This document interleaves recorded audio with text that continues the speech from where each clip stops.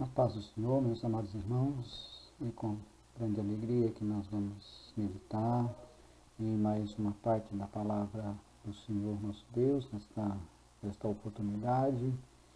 E para hoje nós vamos falar sobre esse assunto importante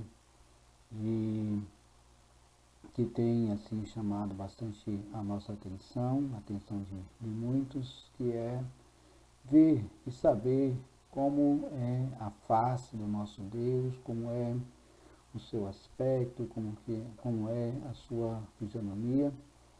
E por isso nós demos o título a esta breve meditação, esse breve estudo bíblico, como é a sua face. E o nosso texto base está em 1 João, capítulo 3, e os hinos sugeridos que falam sobre esse assunto da nossa harpa cristã, o hino 118, 304 e 272. São hinos que abordam esse assunto de nós vermos a face do Senhor Jesus, vermos realmente como Ele é. Então, entrando aqui no nosso texto base, nós vemos aqui em 1 João dizendo: vede quão grande amor nos tem concedido o Pai, que fôssemos chamados filhos de Deus. Por isso o mundo não nos conhece, porque não o conhece a Ele. Amados, agora somos filhos de Deus e ainda não é manifestado o que havemos de ser, mas sabemos que quando Ele se manifestar, seremos semelhantes a Ele, porque assim como é, o veremos. E qualquer que nele tenha esta esperança, purifica-se a si mesmo, como também ele é puro. Qualquer que comete pecado também comete iniquidade, porque o pecado é iniquidade. E bem sabeis que ele se manifestou para tirar os nossos pecados, e nele não há pecado. Qualquer que permanece nele não peca, qualquer que peca não o viu, nem o conheceu. Filhinhos, ninguém vos engane. Quem pratica a justiça é justo, assim como ele é justo. Quem comete o pecado é do diabo, porque o diabo peca desde o princípio. Para isso, o Filho de Deus se manifestou para desfazer as obras do diabo. Qualquer que é nascido de Deus não comete pecado, porque a sua semente permanece nele, e não pode pecar, porque é nascido de Deus. Amém. Glória a Deus. Então, dentro deste assunto, meus amados irmãos, como é a sua face, nós vamos abordar esses tópicos aqui, através da palavra do Senhor, nosso Deus, que nos diz, em algumas passagens, estas pessoas que tiveram este privilégio de ver, ou uma experiência em que Deus estava ali se manifestando. Então, no primeiro, reconhecendo-o de longe. No segundo, nem no vento, terremoto ou fogo. No terceiro, vendo-o pelas costas. No quarto, vendo-o e reconhecendo entre nós. E finalmente aqui no último, vendo-o na sua glória. Louvado seja o nome do Senhor. Então, vemos aqui esta passagem, comentando aqui rapidamente o nosso texto inicial, em que João, o apóstolo João, ele escreve a sua epístola, a sua carta, e ele falando, como os irmãos muito bem conhecem, o apóstolo João é o apóstolo do amor, fala muito sobre o amor, e não poderia ser diferente, ele iniciando aqui então este capítulo 13, nós falando sobre o amor. Com grande amor o Senhor ele tem nos concedido, com grande amor o Pai tem nos concedido que fôssemos chamados filhos de Deus. Então João ele faz questão de estar reforçando essa questão do Filho de Deus no Evangelho também que ele escreveu. Ele diz que todos creram, deu-lhes o poder de serem feitos filhos de Deus. Então ele ressalta muito essa questão de nós agora sermos filhos de Deus e do privilégio, de nós ser chamados, né, e ser adotados por Deus, né? Esse é um outro assunto que nós podemos ver na palavra do Senhor. E aí ele diz, por isso o mundo não nos conhece, porque não o conhece a ele. E aqui vem o versículo 2 que está bem dentro disso que nós vamos estar falando nesta oportunidade, é que agora, né, nós somos filhos de Deus, mas ainda não é manifestado o que havemos de ser. Então isso aqui, irmãos, é muito maravilhoso, né, muito importante, porque nós estamos nesta caminhada, né, não somente, irmãos, para nós estamos fazendo parte de uma determinada denominação, ou estamos ocupando alguma posição hierárquica dentro de algum determinado ministério ou assim por diante, né? Não somente nesta visão, esta visão horizontal, esta visão terrena, mas João ele está nos chamando a atenção, né? Falando desse amor do Pai que ele tem nos concedido. E agora nós somos, sim, claro, né? Nós já temos somos filhos adotados, né, por Deus, pelo sangue do Senhor Jesus, mas ainda não é manifesto o que havemos de ser, né? Porque ainda tem mais coisas para ser realizada nas nossas vidas. Por isso que ele diz aqui que quando ele se manifestar, aí seremos semelhantes a ele. Porque assim como é, o veremos. Então, aí sim vai se completar, meus queridos, esta alegria, né, de nós podermos ver o Senhor Jesus. Agora nós podemos sentir a sua presença, nós podemos nos alegrar através da sua palavra, nós podemos sentir o amor dele no nosso coração, né, através do Espírito Santo, mas a parte melhor é justamente essa, né? Quando ele se manifestar, então nós o veremos como ele é, ou seja, nós vamos conhecer, né, a sua face, o seu aspecto, a sua fisionomia e assim por diante, né? Porque nós estaremos diante dele, o veremos, né, pessoalmente. E o versículo 3 completa dizendo, olha, então a pessoa que tem essa esperança, ela vai purificar-se a si mesmo, como também ele é puro. Então nós não estamos aqui tão somente para nós estarmos fazendo parte de uma determinada instituição, né? Claro que é importante nós estamos aqui, porque o Senhor também tem a sua obra através das instituições, né? Da instituição que é a igreja, que ele estabeleceu aqui justamente para que outros também possam conhecer, outros possam ser edificados mutuamente, mas o principal é justamente isso aqui, né? A esperança que alguém tem, então essa pessoa vai se purificar a si mesma, ela vai tomar cuidado, ela vai meditar realmente, né, na palavra do Senhor, para que essa sua esperança não seja em vão, né? Não seja uma esperança em vão, mas que ela realmente possa ter esta experiência de ver o Senhor Jesus, né? Porque realmente esta é a nossa alegria. E aqui, então, o apóstolo João, ele continua falando sobre o pecado, né? Porque é justamente o pecado, que é a iniquidade, que vai fazer esta separação entre Deus, né? E vai impedir de que nós possamos ver a face do Senhor Jesus. Então, ele diz aqui que o Senhor manifestou, né, para tirar os nossos pecados, e nele não há pecado. Qualquer que permanece nele não peca, qualquer que peca não o viu, nem o conheceu, porque esta pessoa não tem esta esperança, né, de ver o Senhor Jesus, mas ela quer se afastar, ela acha, né, mais interessante se afastar do que realmente se purificar para poder ver o Senhor Jesus face a face. Então, ele diz aqui no versículo 7, que ninguém vos engane.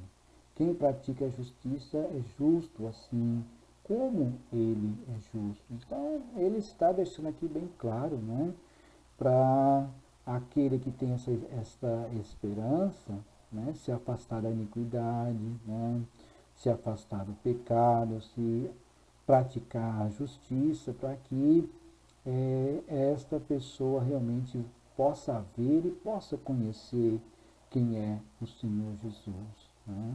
Quem comete o pecado é do diabo, porque o diabo peca desde o princípio. Mas para isso o Filho de Deus se manifestou para desfazer as obras do diabo.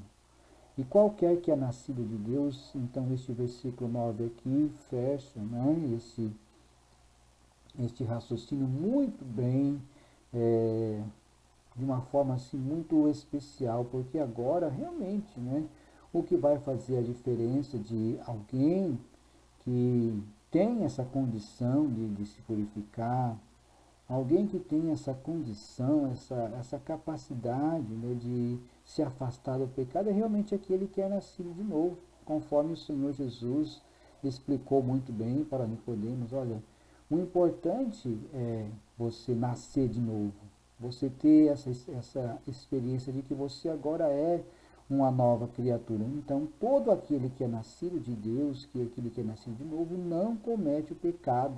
Não tem como, porque ele é uma nova criatura.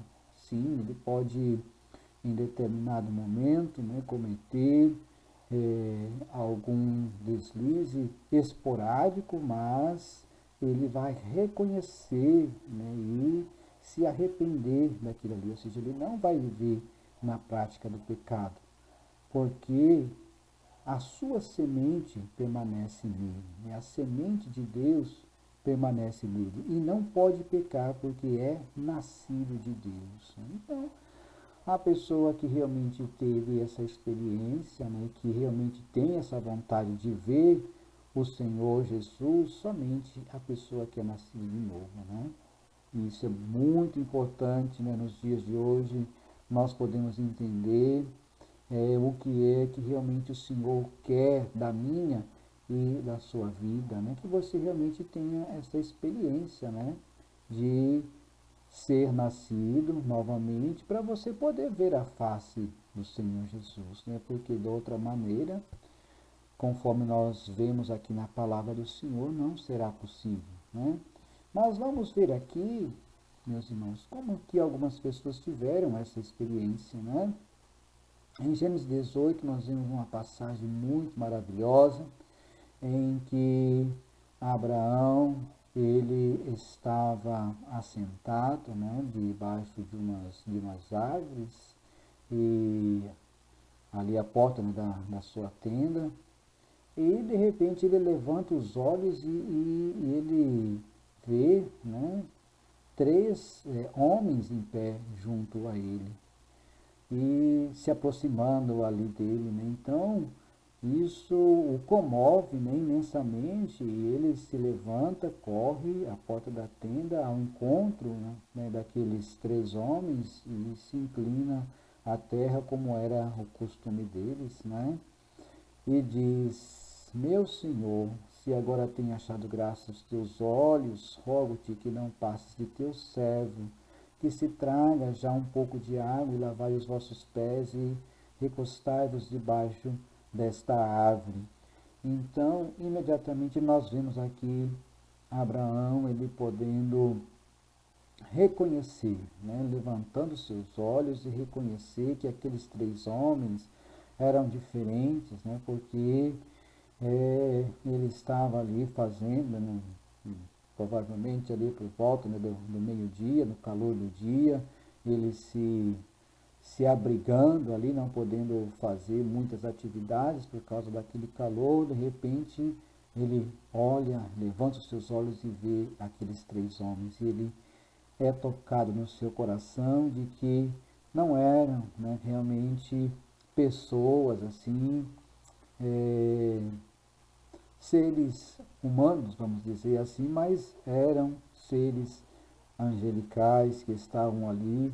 E aqui nós podemos perceber que já é então a manifestação do Senhor Jesus para que Abraão então pudesse compreender quem era o Senhor, seu Deus. Né? E ele diz estas palavras, né? Que se traga então, né? Um pouco de água, lavai os vossos pés e recostai-vos debaixo desta árvore. Então, ele reconhece, né, que aquelas pessoas eram pessoas diferentes, né, que tinha algo diferente, né, na vida deles, algo diferente que, embora eles aparecendo ali realmente como seres humanos, né, como um aspecto, né, de homens, mas vinham, né, do céu. E aqui, aquele que fica com Abraão conversando, então nós podemos entender que já era uma teofania, ou o próprio Senhor Jesus aparecendo aqui na forma de homem para poder conversar com Abraão, né, e relatar as coisas que deveriam acontecer. Então o Senhor, né, se revelando, se mostrando ao homem, né, querendo, né, passar uma parte, né, vamos dizer assim, uma fagulha daquilo que é o Senhor nosso Deus, porque ainda o homem não poderia ver o Senhor nosso Deus, né, na sua glória, então aparece-se desta forma, né? E então depois aqui desenrola, né, o assunto sobre aquela situação que eles iriam fazer, né? Mas o importante é nós vermos aqui, atentarmos para isso, né? O Senhor nosso Deus, ele se manifestando aqui, né? E Abraão, aquela pessoa que estava em comunhão com Deus, pôde reconhecer quem eram, né, aquelas pessoas, né? Uma outra passagem que nos chama bastante atenção também, alguém, né, que quis ver, né, que estava ali com essa vontade de ver o Senhor. Nós falamos aqui de Elias, em primeiro livro de Reis, capítulo 19. Esta passagem, os irmãos podem ler, né, nos versículos anteriores, que Elias ele estava bastante abatido, depois daquele episódio dele orar, né, descer fogo do céu, consumir os sacrifícios, aí vir a perseguição do rei Acabe, de Jezabel, contra a vida dele. Ele sai, né, fica dormindo ali na beira do rio, e depois então ele entra, né, nesta caverna, com aquela força daquela comida que o anjo leva para ele entra e fica ali, né? E Deus, ele deseja então se manifestar para Elias. E Deus diz para ele: sai para fora, Elias, e põe-te neste monte perante o Senhor. E aqui a palavra de Deus diz que o Senhor, que eis que passava o Senhor, como também um grande e forte vento que fendia os montes, né, e quebrava as penhas diante do Senhor. Porém o Senhor não estava no vento. Depois do vento um terremoto, também o Senhor não estava no terremoto. No versículo 12, depois do terremoto um fogo, porém também o Senhor não estava no fogo. Depois do fogo uma voz mansa e delicada. E sucedeu que, ouvindo Elias, envolveu seu rosto na sua capa e saiu para fora e pôs-se à entrada da caverna.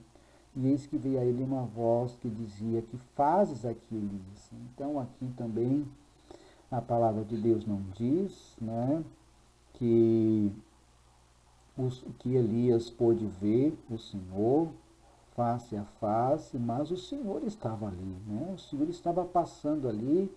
E por isso que nós vemos todos esses efeitos, não é? Mas a palavra de Deus diz que o Senhor não estava, né, no vento, não estava no terremoto, né, no fogo, mas aquilo era simplesmente, né, como se fosse, a gente pode entender, como se fosse uma,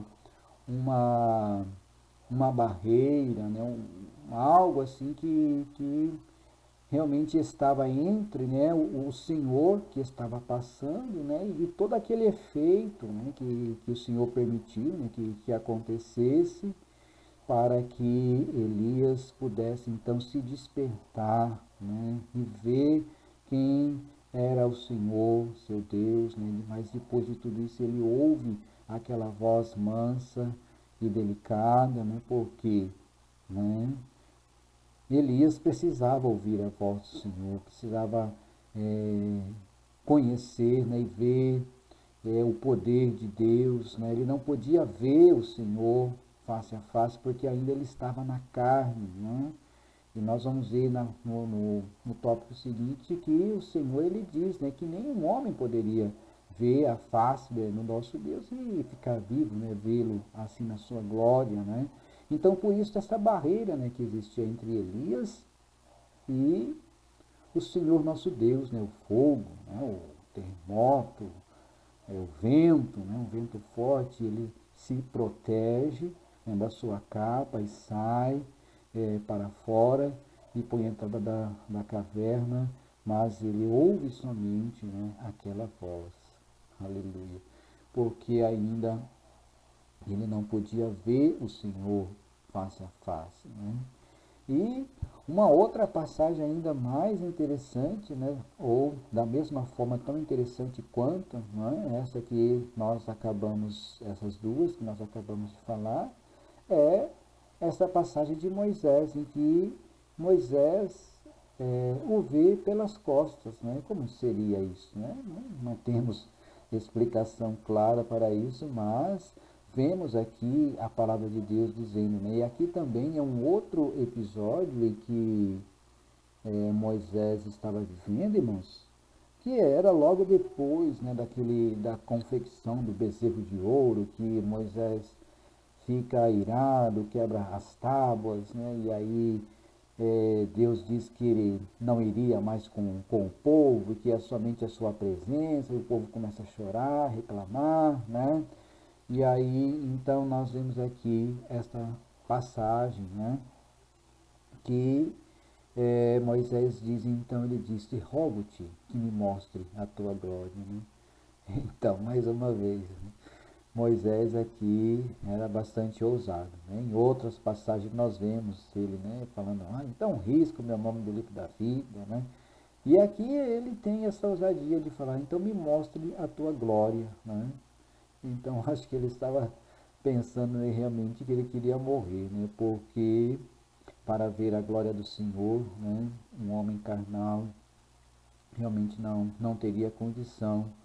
Mas o Senhor nosso Deus diz para ele, olha Moisés, eu farei passar toda a minha bondade por diante de ti, proclamarei o nome do Senhor diante de ti, terei misericórdia de quem eu tiver misericórdia, me compadecerei de quem eu me compadecer. E disse mais, não poderás ver a minha face, porquanto um homem nenhum verá a minha face e viverá. Disse mais o Senhor, eis aqui um lugar junto a mim, aqui te porás sobre a penha. Né?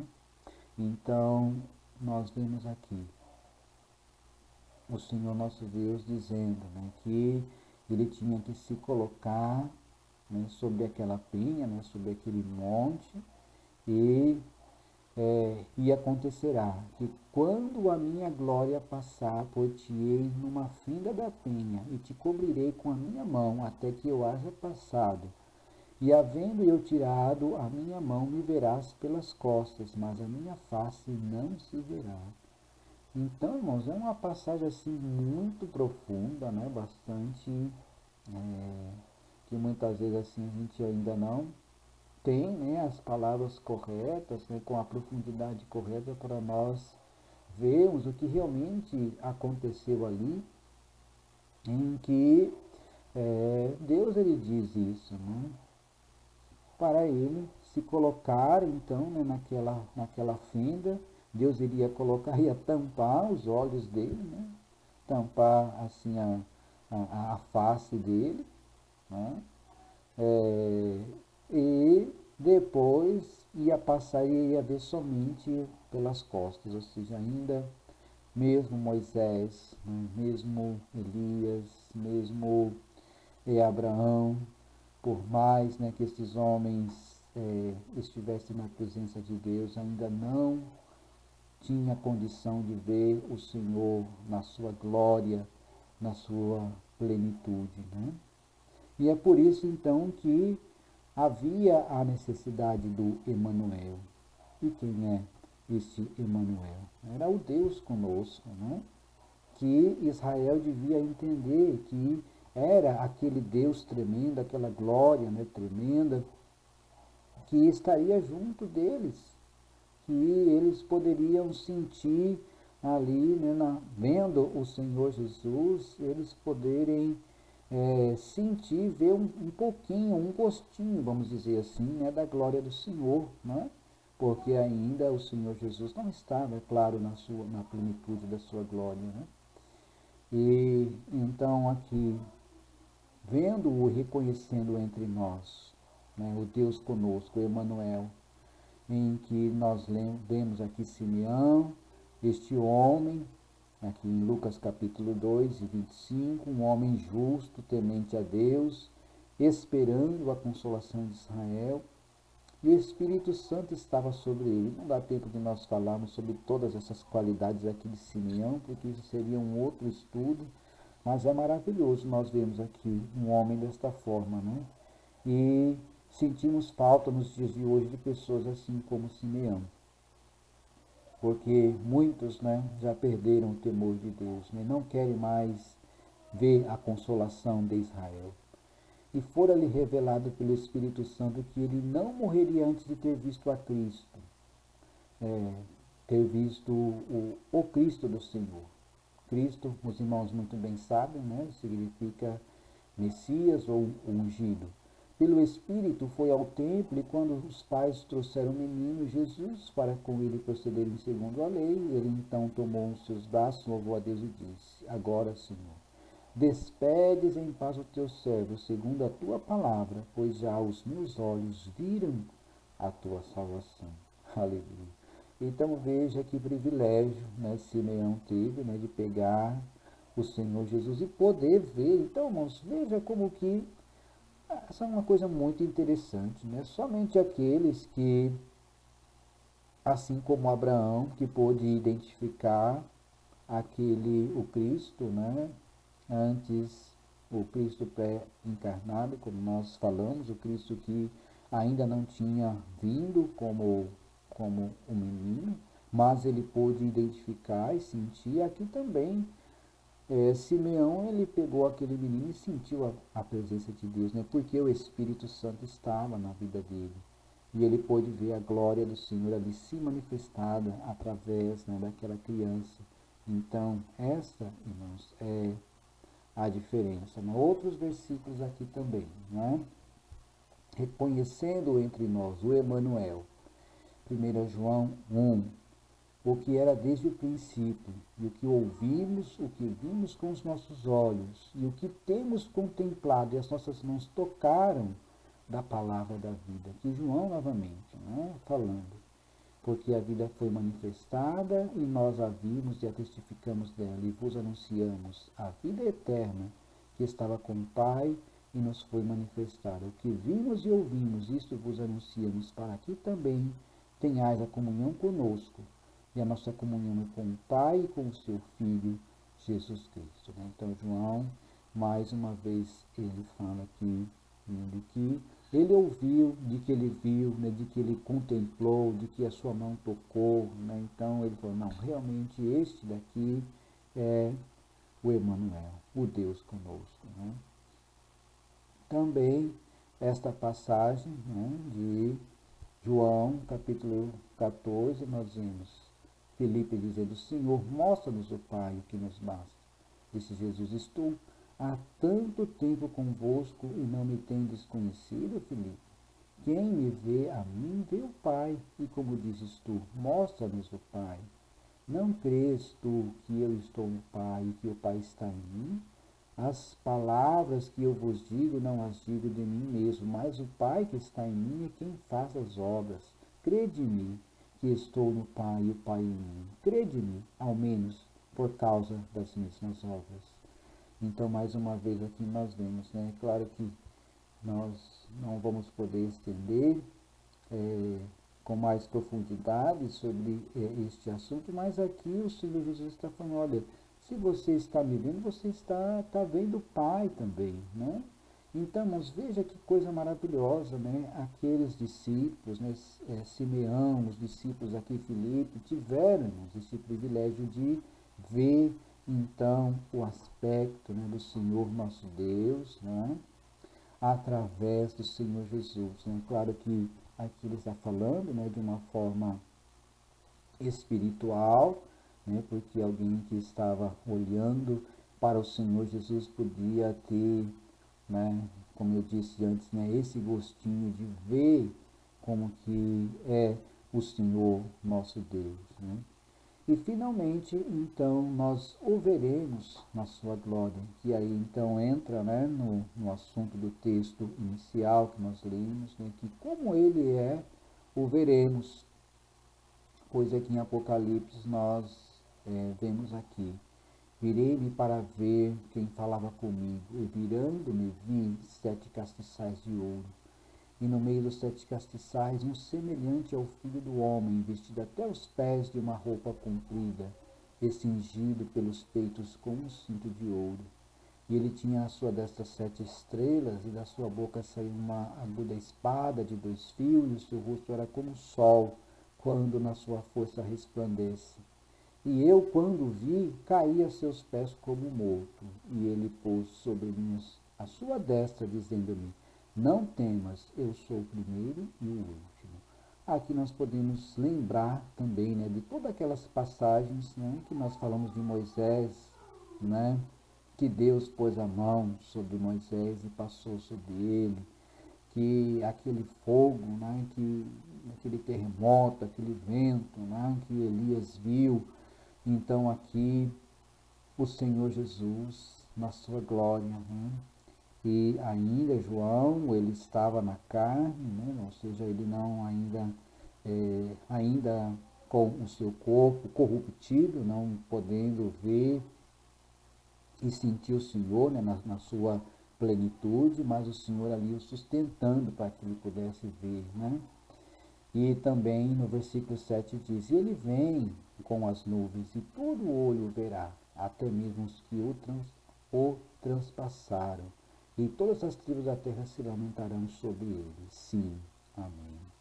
Então, irmãos, né, a partir somente, né, da regeneração que nós temos, né, através do novo nascimento, e depois da glorificação, que é o último estágio, né, do plano da salvação, então nós poderemos ver o Senhor Jesus como Ele é. Então, meus amados, tenham essa experiência, né, essa esperança, purificando-se a si mesmo, para que ninguém venha estar roubando esta oportunidade, né, que o Senhor te dá de você ver o Senhor Jesus realmente como Ele é. Amém?